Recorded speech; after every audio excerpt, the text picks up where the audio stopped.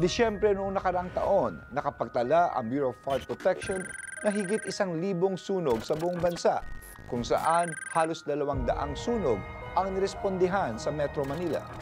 Kabilang ang 109 na kabahayang nasunugan at umabot sa 100 milyong halaga ang pinsalang dulot ng mapanirang sunog.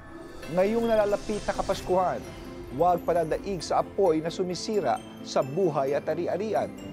Muli, ating palakasin ang sunog pangkaligtasan upang matiyak ang saya ng pagdiriwang sa bawat pamilyang Pilipino.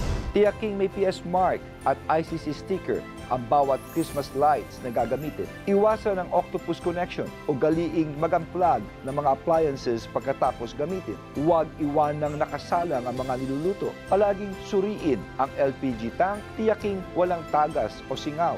Tiyaking may alam sa fire safety practices ang bawat miyembro ng tahanan. Alamin ang numero ng pinakamalapit na tanggapan ng Bureau of Fire Protection sa inyong lugar. Mainam ring tawagan sa Emergency Hotline 911. Kasama ninyo ang Department of the Interior and Local Government at Bureau of Fire Protection. Kaya lagi tandaan, sa pag-iwas sa sunog, hindi ka nag-iisa. Maligayang Pasko at ligtas na bagong taon sa ating lahat.